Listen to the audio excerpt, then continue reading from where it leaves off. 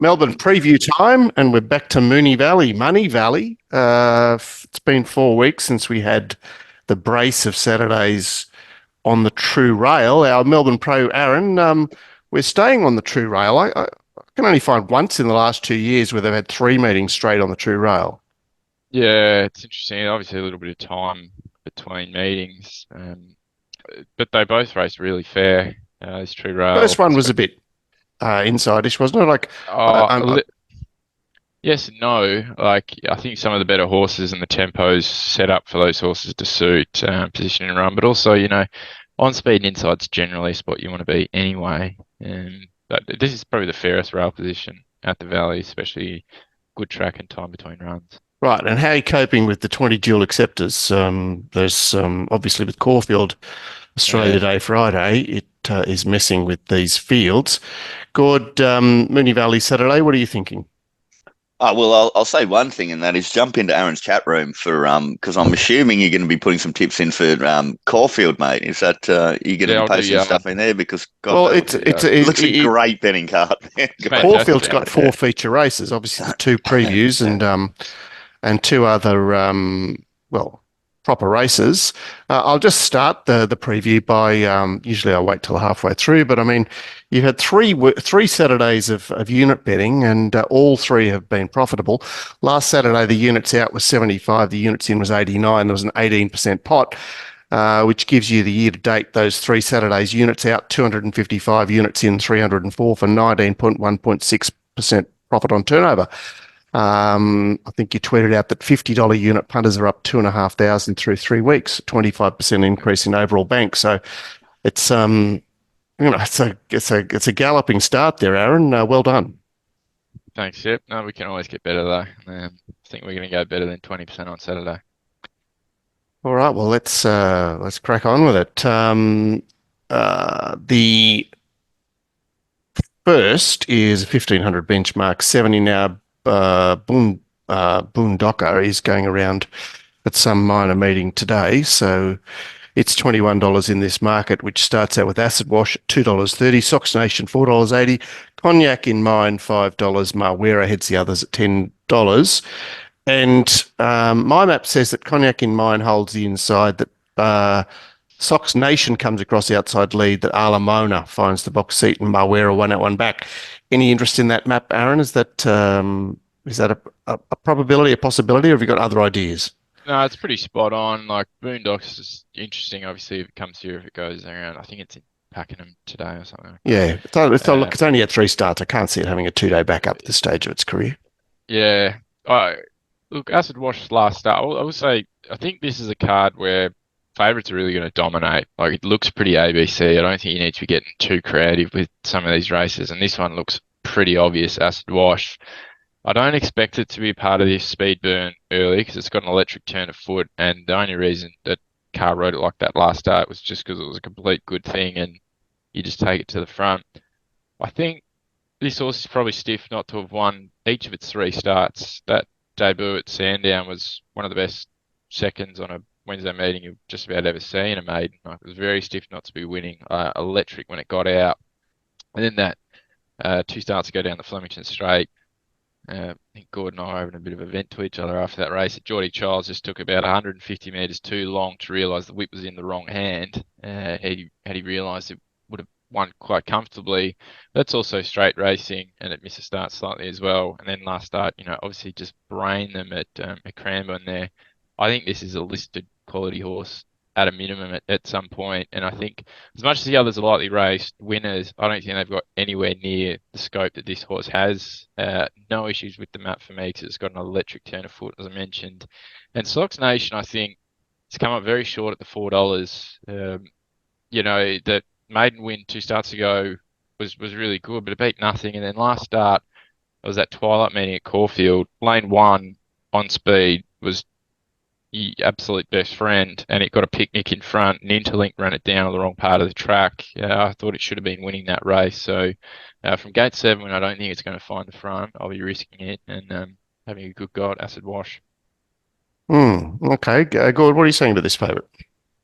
You're saying similar things during the whole program, and it's didn't take a long time to do the meeting because you decided, am I going to back the favourite or am I not going to bet in the race? That was pretty much the whole card, which is interesting. I'll start. The only horse I'm interested in backing is Acid Watch. Some of those early runs, I just love them. I'm giving less credit for the massive victory last start than I am for the not winning its previous starts. It's Well, quite a looks just strange like a thing. kill last start, doesn't it? Yeah, It crawled around. I think this horse has a fair amount of ability. Now, can I take $2.20 4-start first preparation Jamie Carr? That's what I've got to overcome to be willing to take the short price, but it's the only horse of interest for me.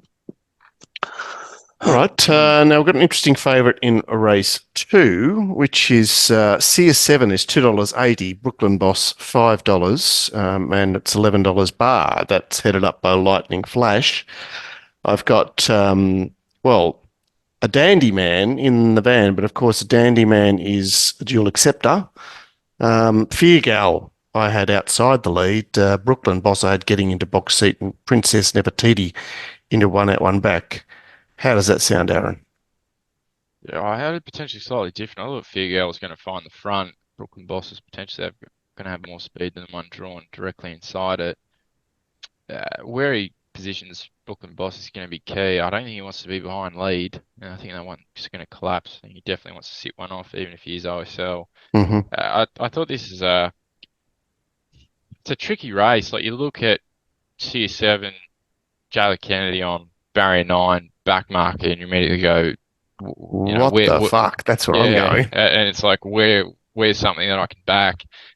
And there's nothing in the race. Like it's clearly too short for me at the moment, CS7, but it was a massive run first up. There was huge bias that day towards rails and on speed, and this horse was back wide and flashed, and nothing did that through most of the day, but especially the early part of that program. It was a massive run there first up, but I'm just not getting enough boxes ticked to be taken 260. Brooklyn Boss is the other one. That early price is gone. It went up 10s, it's into 5s. It's been going really well this prep. I think it beat Hard to Cross last start. That's obviously a reasonable form line, and you've got map advantage, and there's nothing else in the race. I don't have much interest in this one. Yeah, so why would he leave her on? I mean, she seems to. I mean, I've seen nothing of her in town. She's obviously got no city wins, and she seems to be a Ballarat synthetic player. Yeah, so it doesn't really fit the profile of this horse. Nah, I don't know what's stuck about it, but her numbers are no good. She must have ties to this camp. Yeah, any interest in this race from you, Gord? I'm just checking the ownership there to see if there's any Kennedys. Yeah. No Kennedys in the ownership, but this is so funny when I was doing this race. I started out similarly to Aaron, and that is like I'm so going to be against CS7 because for me it's just not an apprentice style horse either. It needs a strong rider on it just to see its action and the way it races. I would declare this a moral if it had a senior rider on it. So anyway, I don't get that. So I go looking at everything else and I interrogate every bloody horse. Particularly, I'm interrogating Brooklyn Boss, who comes off a win and has a massive positive jockey change with D Lane going on board. And then I thought, geez, that was absolute PR to win at Pakenham. And you might say Hard to Cross, is some sort of gauge there, as Aaron suggested, but I thought Hard to Cross's run was far superior than Brooklyn Boss's. Like, I know it was only Cartwright that rode Brooklyn Boss last start, but he gave it a PR, man. Absolute PR, and it looked like a little bit of a one-batter late. So I went round the world and came back and said, stuff it, I'm going to back CS7 late because I'm hoping a lot of people take a set against it and I get a better price to overcome, a couple of those negatives that we've talked about. I think this horse is just clearly the best horse in the race. Well, it is a classic case of a potential overreach, isn't it? Where everyone starts out with what we've said, and they just keep hanging on to the narrative, clinging on to the narrative. Yeah, I know. I think, and then they start cherry picking positives about the others when they're actually not there. It's funny. It does set up fascinatingly. All right. Well, race 3 remains at the mile. This time it's for fillies and mares. And we have a Gaybot favourite who's obviously going to be map positive, very surreal, $2.90. Kind Gesture right up its backside at $3, and then Dane on Tour and Fire of Etna out at $8.50. Very Surreal would be positive from her to two from the outside. I had Born Hustler making her work to do a little bit to get across. Fire of Etna and Dane on tour looking to take trailing positions. How's that sound? I think it's all pretty right, but for Kind Gesture sitting right behind, it misses the start by 2 every time, and I think it might potentially have traffic issues. It's obviously one of the 3 in the race that's got a serious chance. Like Dane on Tour had its chance last start. It got a picnic, and yeah, I don't give it much chance on Saturday. Very Surreal has to be mark favourite, I think. Like I've got a pretty good opinion of Otago.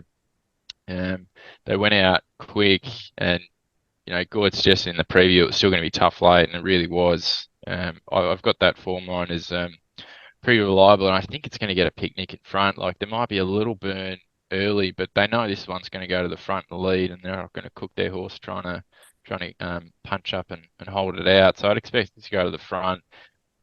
Real slacking mid-race. If Kind Gesture keeps missing the start like it does, it's going to be back and lengths off it. So it's clearly on top. Fire of Etna was the other one I looked at. A lot of people found this last start.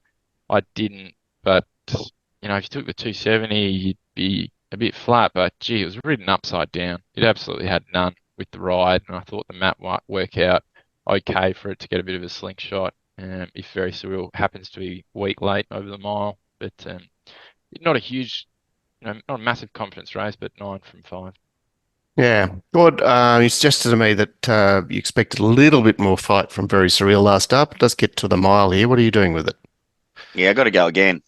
Be interesting how people are going to price Fire of Etna because obvious lead up with the SP there.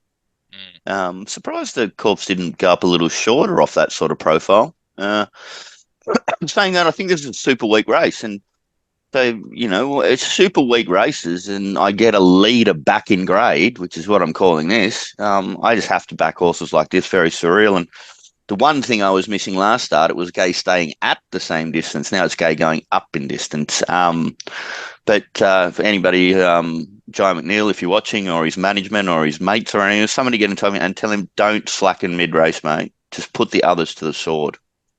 That's the way to ride Gay horses. Yeah, look, I think you should have a highlights reel of T-Berry on the Chris Lee's horse. What's Yankee Hustle at Canterbury on New Year's Day. You just watch that. He's got a Gaybot horse outside him. He just goes, "No, fuck you," and he absolutely pours the pressure on through the race, and it just busts everything. Yeah. It's, if you've got a tough horse, like use it. It's just a common misconception, isn't it, with a lot of people that backmarkers are always suited off on hot tempos.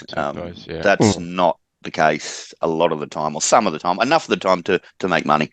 Very Surreal, low confidence race, but with the up in distance, the complete control, the lack of opposition. and the fact that Kind Gesture is tied to Fire a bit, no? Yeah. All right, race 4. We've got an interesting dual acceptor here running by $2.60, Toronto Terrier $4.80, Piaggio $8.50, Typhoon Harmony 9, and B100 $11. So he's engaged this obviously at Randwick and Moonee Valley that's running by I speak of.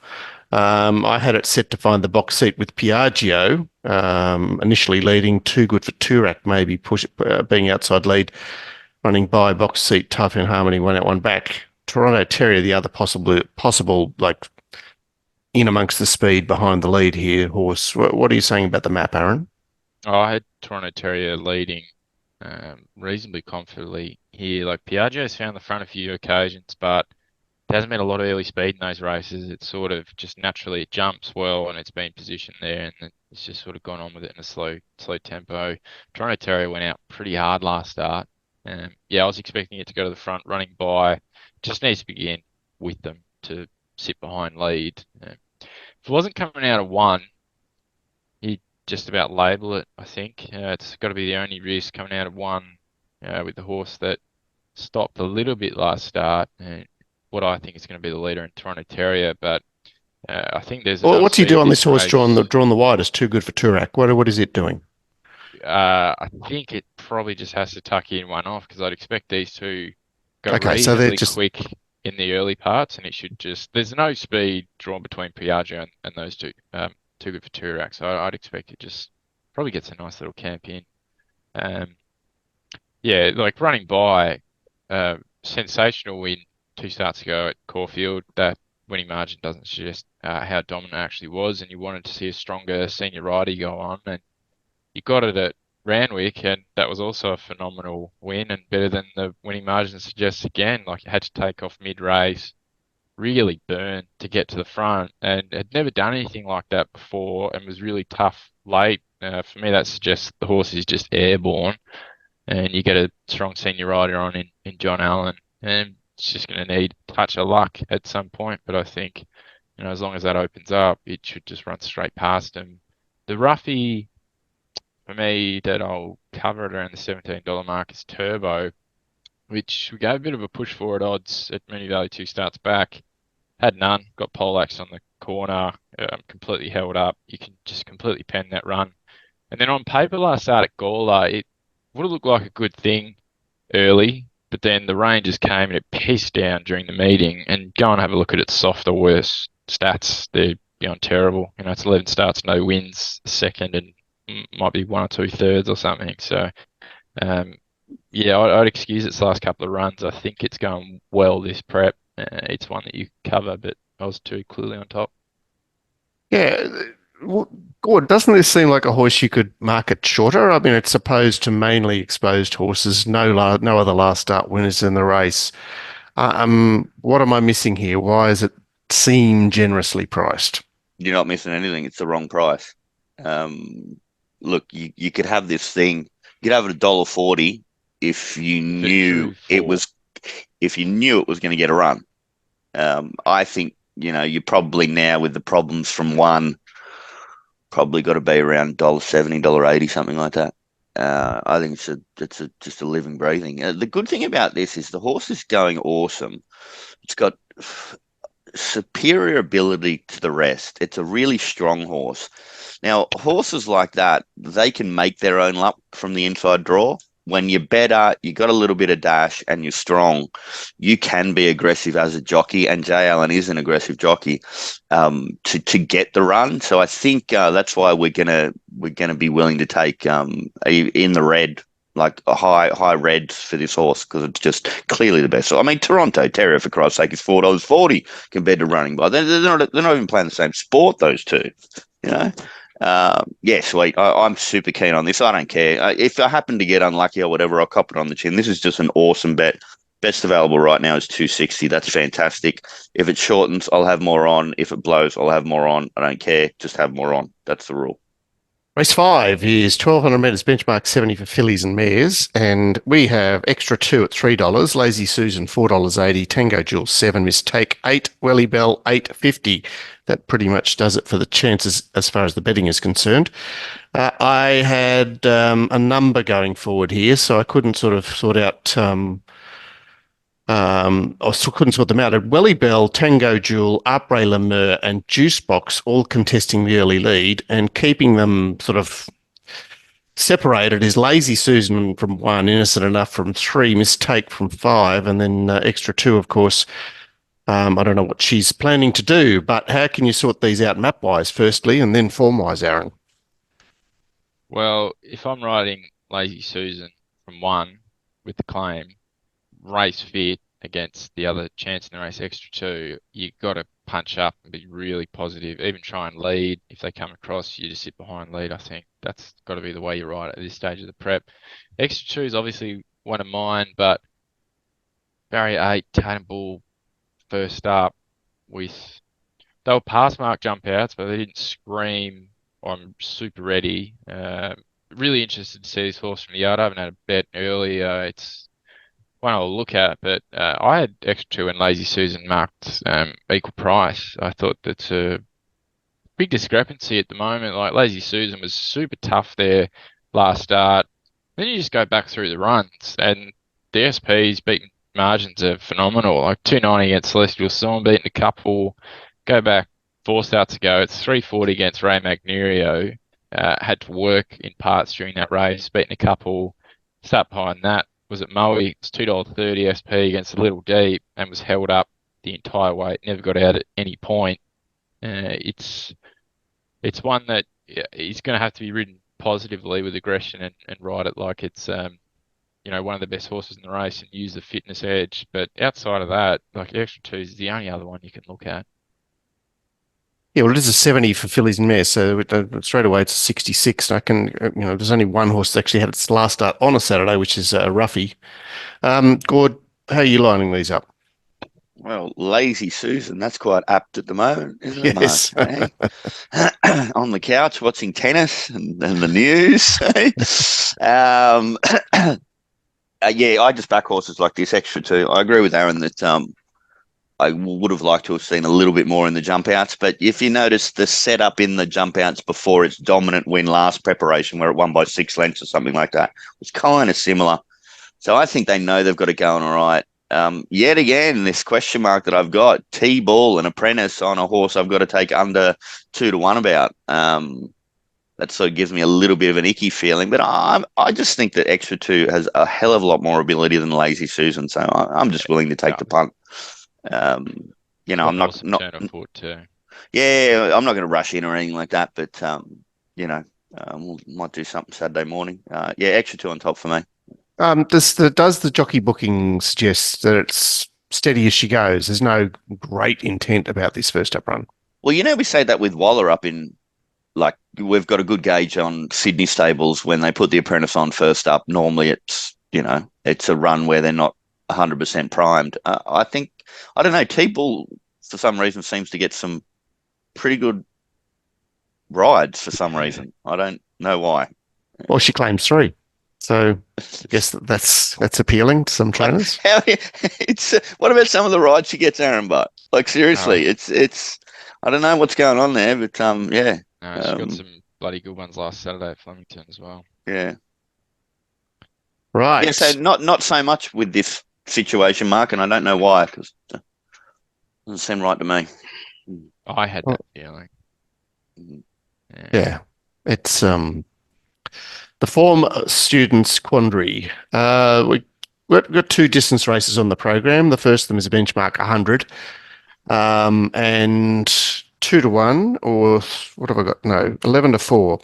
Sorry, $3.70 Mankay and $4 in Independent Road, $5.50 Wycliffe, which is a dual acceptor, Flash Feeling $5.50, Don't Doubt Dory 7, Mystery Island 8, and Bella Chow Chow. It does not count, but seemingly. Independent Road to lead Don't Doubt Dory, Bella Chow Chow take the box seat, and Mankay and 1 out 1 back. How does that sound, Aaron? Yeah, pretty spot on. I had 2 horses of interest here, and just given the price discrepancy, 2 on top, Don't Doubt Dory. Had a long time between, that last run in the first up, where it was just fair, but it's always done something similar to that in its last couple of preps. And then that last run at Geelong, I made it a horse to follow from our review at the $71 SP. I made the point last week about Bermudez and Holy Mans. I think if they swap positions in run, you see a different result. I think if you swap the run of Don't Doubt Dory with Bermudez, you see a different result as well. Like, they were all similar margins to each other on the turn. And this one actually made more ground than the other 2 runners. And if you look at the favourite, Mankay, who's obviously the other one you got to look at, it actually beat it this sort of similar stage of prep last time. Mankay was second up, and Don't Doubt Dory beat it when it was actually held up in the run. And Mankay, the good track stats, they're just fair. I know it's got the track and trip win, but it looks like one that's better with sting out of the ground, whereas this one maps well and good track stats are a tick. And I think it's really come back. So I was 2 on top just at the price. 1's the obvious danger, and I think they're sort of pretty limited outside of that. Independent Road's obviously the other one you look at, but I think it's just been overplayed a little bit in the market the last few starts. I was 2 from 1. Of course, you've got the baby of the field, a 5-year-old Entire Flash Feeling that's third up here, and look at this team. Look at this team, Gord. What are you interested in this race? Yeah, probably am. I'm going to go the other way. I'm going to go Mankay, actually. I just love that the way it returned with a stack of upside going up in distance. And, last time it was over course and distance, it was a victor. I get a big positive jockey change off the great return. So it's the one for me. Saying that, I mean, I didn't even spot that run of Don't Down Dory until Aaron and I did the review together. And Jesus, that was a really nice run last start. I think it was great. I'm just sort of suggesting that, like, I don't like the Holly Man's Bermudez as a form race. So that's what pushed me to go the other way. So I'm one on top. The other thing about that form through the one, Zenzella, went up to Brisbane and what a run. Like, it was probably a tragedy beat, 3 wide the trip in a pretty bloody good race. So, yeah, it's a strong form. Did it run in the waves, did it? I forget which The 1800 metre race? Jamie at the Gold Carr Coast? rode it 3 wide and took off too early, I think, from memory. Yeah. Anyway, race 7 is the sister race, the sister distance race, benchmark 70 this time. And Fretta, who is an acceptor somewhere else as well, where she Morfetteville Saturday. So we'll have to wait till tomorrow to find out where she's running. She is $2.70, Miss Tarzi 5, Interlinked 6, Northern Barrage 9, Deal Blaster 10, Kailash 12. Speed out wide here, Miss Tarzi, designated leader, a Deal Blaster sort of coming across underneath it, and Fretta handy to that. So I had them racing, sort of chasing Miss Tarzi. How does that sound, Aaron? I want to have a look at this Morphettville race now to see if it's going there. The map, I'd expect Deal Blaster and Miss Tarzi are the two that want to go forward, and Fretta's just going to get a nice run across. There's not much speed inside the low to middle gates, I think. They're the three speed horses. It's actually a good setup if you're because it's top of the straight, obviously. Cox Plate start. You're going, well, how good is this? There's the leader. There's the other thing going forward, and I'm just coming across with you because there is no speed underneath them. Yeah, and Gord's probably saying I'm dreaming this up because I want to go again on it. I hate making excuses for horses racing flat second up. I think it's one of the biggest myths in racing. But there's always an exception, and I think this has to be it, doesn't it? Like, if you've had a year off, bone chips from roof and both knees, you only went up 100 metres in distance, there was a savage lane one bias, you didn't race on the inside, and you only got beat a length, and as we went later through the day, you realised how much bias there was in that meeting. I think this horse has got serious ability, step up, third up, I think he's got a turn of foot, I don't see much in this race. I'm going to go again, and I think I'll get a better price late. The 10 was the danger for me, Interlinked, and I think it was Stackhouse that rode Bod Soul. If Stockdale takes off and does what Stackhouse does on Bod Soul, he wins the race. He didn't. He rode it passive. It was wide there without cover. Still a pretty good run. It was in the wrong part of the track. It's beat a horse that's $4 in an earlier race.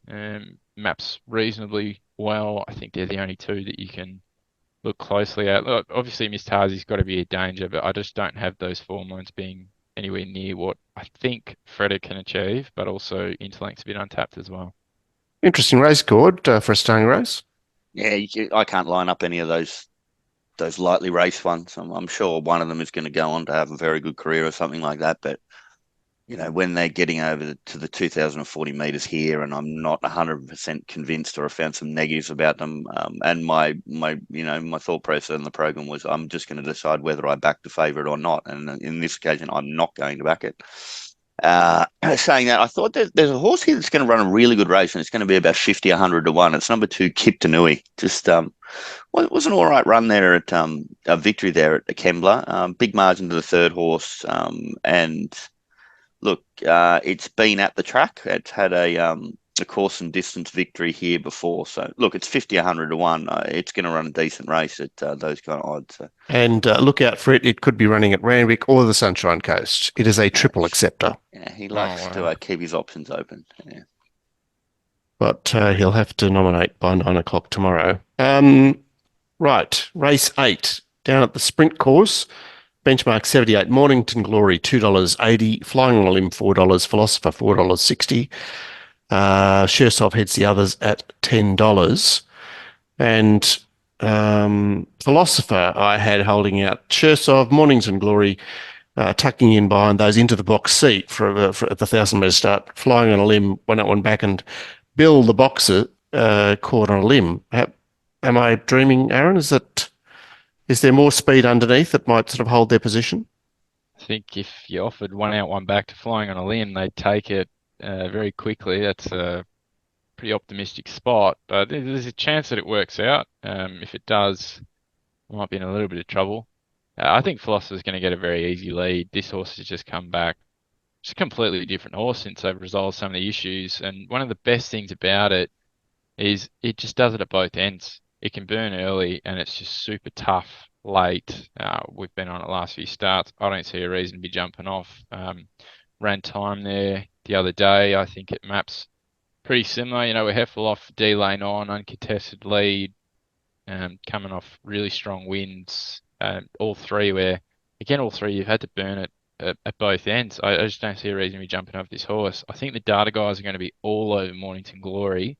The time it ran, it's on the quick backup, was sensational. I think there's only been 2 or 3 times, in the last 10 years that have come close to that. The Black Caviar's been in a couple of them. So it was a very, very fast lane it was in. Well, this is the thing. The track speeds, especially on those inside lanes, are just through the roof. And you had Bruce Lark, which only got beat a length or so, which can't go.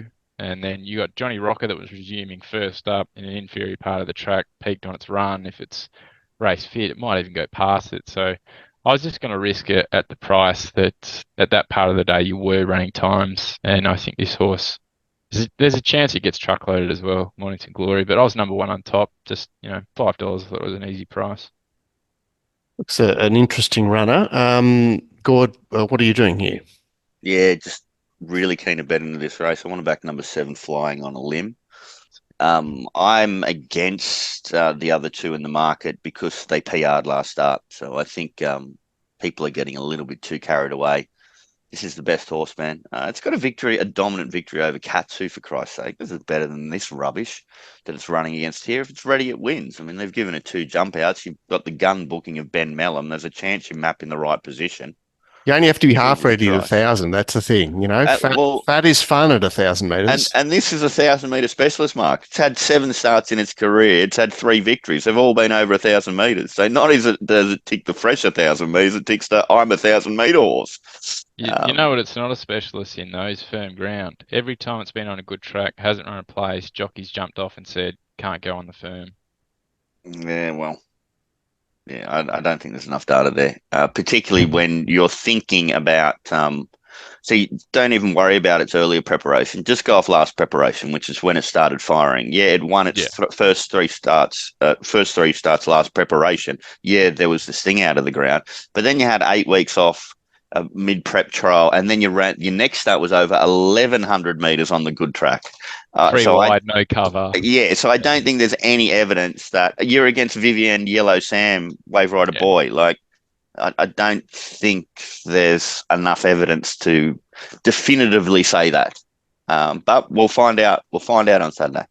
Aaron, you sounded anxious about its map, Flying on a Limb, as in you were sort of looking around it because you were anxious about I was just slightly tentative. I mean, if you on the quick back with Mornington Glory, you have to ride it positively, especially after what it did last start. And then you've got the 2 drawn inside, Flying on a Limb that's got much more earlier speed than it.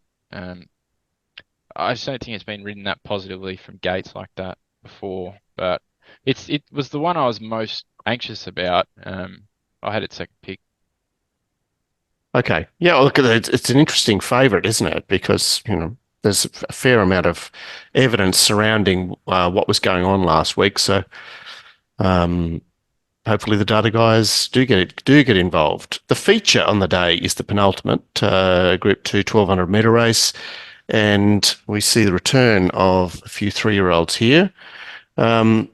Market reads at the moment, V8 $2.50, recommendation $4.60, Brave Mead $7 at the Centrefire and Southport Tycoon at 12. Now, Brave Mead, Centrefire and Southport Tycoon are all engaged in race 6 at Caulfield on Friday, and Sweet Ride's engaged in race 5. So it does look a bit messy at this stage. I had all the speed in the wide half of the race with Snapper looking to find the lead. V8 and Struck by Get Out Well and hold their spots, which may force recommendation outside the lead. How does that sound, Aaron? I'll be honest, I haven't bothered to do this race yet because half the field's nominated elsewhere, and there's about See, 85. if you're in Sydney, this happens every week. But there's 8 different Oh, combinations of poor you, speed map Mark. here. Poor you. Yeah. Got a price every year. I feel for you there, Mark. How can you possibly do this speed map at the moment? Speed map's one of the most important things with a race like this, and you just can't do it confidently. So I've more just gone back through the videos and tapes. Recommendation, I think, if there happens to be some speed scratch and it can come in, I think it's the one that's up and running, fit, and when you go back to when it was a good thing at the track and trip last start, just rode it like a good thing, went straight to the front. The inside was off, was one of the only 2 winners to win from lane 1 that day. If it happens to work out for the map, and there's a couple that get knocked out with the price, I think it's still a bet. V8's super interesting. I can't believe it's $2.40, especially with no jump out or trial. I know there was a private jump out that is no vision of, but they've done something, and they reckon they've sort of kept it in work that entire time. But I reckon it'll drift real late because this horse always looks like it needs a run, like it's got a stack condition on it. I know it's not going to look ready. Whether it runs up to that or not, I'm not sure, but I think it's a massive risk early at the price when you've got a lot of horses with ability here, and then you've got a couple that are sort of up and running like recommendation that are fit and ready to go. So yeah, I'll risk V8, but I've got no early play with the uncertainty over the map. Well, we'll know in 18 hours or so how this race is going to show up. So it promises to be salivating any which way. Recommendation, a really interesting runner coming back from some good-looking Sydney runs. What are your first thoughts here, Gord? Yeah, I love betting into races like this because I just ignore all the negatives and just say, okay, who's the Group 1 horse in this race? It's V8. Okay, shit, yeah, doesn't get ideal conditions. If you're good at it, I think you are, you can overcome stuff because most of these others, I think, are just good Saturday Metropolitan horses.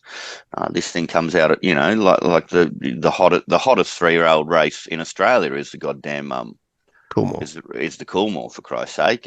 So yeah, I'm going to have a really good go at it. And then if that's the case, well, there's another hot 3-year-old race. It's called the Caulfield Guineas, and there's a horse coming out of that too called number 10 Centrefire, which do nothing from barrier 1 and has got lines through Stapati which link in with V8. So yeah, easy for me. I'm backing 2 freshies, which you guys might know I love to do. So yeah, I'm 8 from 10 because I think the others are just Saturday Metropolitan grade, and these are better than that. Are they too far apart, V8 and Centrefire? I mean, they both went around at $14 in the Caulfield Guineas. They are, Correct. but they all tie in through Stapati. Like Brave Mead's got a length beaten first up 1200 track and trip through Stapati. Like there's a lot of linked lines. And big discrepancies in the price. All right, well, it sounds like we'll get a better price V8 later on. I mean, I think so. Yeah. The nightcap stays over 1200 and, jumping, bouncing off the page, the name, back to Moonee Valley off a Sydney first up run. Pirelli, $2.50.